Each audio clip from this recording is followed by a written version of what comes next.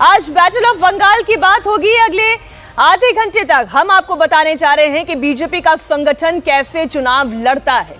120 घंटे से अमित शाह पश्चिम बंगाल में हैं। अमित शाह कैसे चुनाव लड़ते हैं? पश्चिम बंगाल चुनाव में इस वक्त मैन टू मैन मार्किंग की कोशिश क्यों हो रही है? कार्यकर्ता नेता कैसे अपनी पूरी ताकत झोंक रहे हैं? ये चुनाव बिहार जैसा चुनाव नहीं है और ना ये महाराष्ट्र जैसा चुनाव है। ये चुनाव पश्चिम बंगाल का है, जिसे बीजेपी ममता बनर्जी के ही स्ट्रीट स्टाइल में लड़ रही है। हिंदुत्व का बैकड्रॉप है, लेकिन टारगेट ममता बनर्जी के एंटी इनकम्बेंसी पर अटैक है। एक एक बूथ की लड़ाई है। पहले चरण के चुनाव में बीजेपी क्या 100 के पार जा सकती है? 80 सीटें ऐसी जहां बीजेपी का कार्यकर्ता तक नहीं है। मुस्लिम सीटें ऐसी इसी फेज में मालदा मुर्शिदाबाद, जो कि टीएमसी का गढ़ है। बीजेपी के स्ट्राइक रेट से लेकर ममता के स्ट्राइक रेट, सब पर होगी बात, विस्तार से होगी चर्चा। बड़ी खबर आपको दे दें, अब से ठीक 21 घंटे के बाद पश्चिम बंगाल में पहले फेज की वोटिंग होगी। पहले चरण में 152 सीटों पर वोट डाले जाएंगे। पहले फेज की वोटिंग से पहले गृह मंत्री अमित शाह ने कोलकाता में अहम मीटिंग की है। अमित शाह ने सेकेंड फेज की विधानसभाओं के प्रभारी कार्यकर्ताओं के साथ मीटिंग भी की। मीटिंग में दूसरे चरण की रणनीति को भी लेकर मंथन हुआ।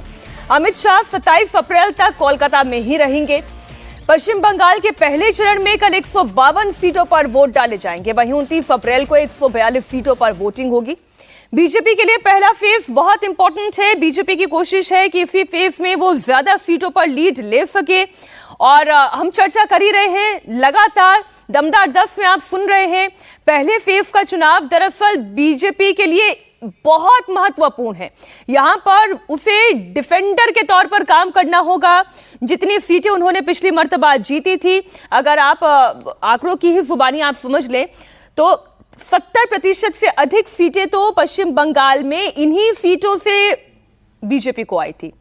बैटल ऑफ बंगाल को जीतने के लिए अमित शाह ने कोलकाता को अपना बेस बनाया है और करीब 150 घंटे अमित शाह कोलकाता में ही रहने वाले हैं।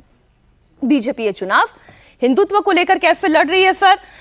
किस तरीके से फोकस उनका 215 सीटों पर है, और खासतौर पर जी वो सीट जहां पर मुस्लिम आबादी हिंदू आबादी पर हावी ना हो, उन्हें सिक्योर करना है। वो सीटें जहां पर हिंदू मेजॉरिटी होने के बावजूद ममता बनर्जी वहां पर अपना दावा ठोक लेती है, उन सीटों पर बीजेपी को अच्छा परफॉर्म करना है। तो ये जो हिंदुत्व का बैकड्रॉप है, एंटी इनकम्बेंसी पर टारगेट है, ये बीजेपी कैसे कर पाएगी? देखिए, पहले फेज को आप दो तरह से देखिए। 152 जो सीटें हैं, एक तो ज्योग्राफिकली और दूसरा न्यूमेरिकली देखें। आप इस ज्योग्राफी को देखें कि ऊपर से ये इलेक्शन हो रहा है नॉर्थ से, जो बीजेपी का बहुत ही स्ट्रॉन्ग होल्ड है, जिसमें दार्जिलिंग भी है, कलिम्पोंग भी है, सिलीगुड़ी भी है, कूच बिहार भी है, अलीपुरद्वार भी है। ये सारी ऐसी सीटें, ऐसे जिले हैं जिन सीटों में भारतीय जनता पार्टी का वोट आधार मजबूत है, हिंदू आबादी कम है। नादिया में भी है, लेकिन वहाँ भी इलेक्शन नहीं है इस बार। तो वो इस इलाके में जहाँ वोटिंग हो रही है, उसमें मालदा मुर्शिदाबाद और ये सब भी हैं, दिनाजपुर के इलाके तो हैं जो मुस्लिम बहुल है। 54 सीटें उत्तरी बंगाल की जो हैं, उन 54 सीटों में पिछली बार 30 सीट भारतीय जनता पार्टी ने जीती थी। इसका मतलब कि ऑलमोस्ट 60% का स्ट्राइक रेट था उत्तरी बंगाल की उन सीटों पर, और बाकी जो सीटें 24 हारी, उन सीटों में भी जीत हार का अंतर बहुत बड़ा नहीं था। इसका मतलब अगर भारतीय जनता पार्टी इंप्रूव कर सकती है तो उत्तर बंगाल का एक इलाका है 54 सीटों में, वो अपना स्ट्राइक रेट बेटर कर सकती है। आपने अब ये स्ट्राइक रेट की बात की, ओवरऑल स्ट्राइक रेट हम लोग को पता है 60% ममता बनर्जी का है। इस 152 में से 92 सीटें उनके पास हैं जी, और 59 सीटें 59 भारतीय जनता पार्टी के पास है। तो 92 सीटें जो है, 92 सीट्स हैं, 60% स्ट्राइक रेट है। वो 60% स्ट्राइक रेट का मेजर हिस्सा जो 70-80% है उत्तर बंगाल के नीचे आने पर, जब नीचे उतरेंगे तब है। उत्तर बंगाल में 60% strike rate Bharatiya Janata party का है।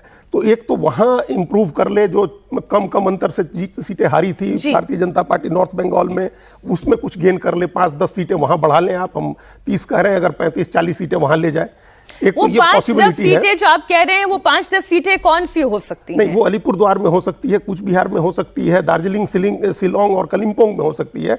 ये सिक्किम के मुख्यमंत्री वहां बैठे हुए हैं, कैंप कर रहे हैं। दार्जिलिंग और कलिम्पोंग में 12 सीटें हैं, उन 12 सीटों के लिए वो वहां कैंपेन कर रहे हैं। बीजेपी, आपने कहा ना, मैन टू मैन मार्किंग है, हर कॉन्स्टिट्यूएंसी, हर जिले के लिए लोग लगाए गए हैं। अगर उन सीटों में कुछ इंप्रूव हो जाए, और उसके बाद तब जब इधर आए आप साउथ में, साउथ वेस्ट में जो नीचे उतरने पर जो सीटें हैं, वहां अगर बहुत पोलराइजेशन एक तो हो जाए, जो हिंदुत्व का आपने कहा बैकड्रॉप, और दूसरा मुर्शिदाबाद और मालदा के इलाके में कांग्रेस इतना डैमेज करे हम लोग पहले भी इस पर चर्चा कर चुके हैं, कांग्रेस और हुमायूं कबीर ये लोग इतना डैमेज करें, वोट इस तरह से स्प्लिट हो, इस तरह से फ्रेगमेंटेड हो कि बीजेपी जीते। हम दोहरा रहे हैं इस बात को, पहले भी आपके साथ बातचीत में हमने कहा है कि मुसलमान वोट वहीं बटेगा जहां नंबर 2 पर भी मुस्लिम कैंडिडेट है। अगर 2 मुसलमान है, अगर कांग्रेस का भी मुसलमान है और तृणमूल का भी मुसलमान है, वहां तो कोई दिक्कत नहीं है, दोनों अगर वहीं दोनों लड़ाई में है। इन दोनों में इतना वोट बट जाए कि तीसरे नंबर पर से भारतीय जनता पार्टी निकल जाए, तो ये मुस्लिम बहुल सीटों में ऐसा कुछ हो सकता है।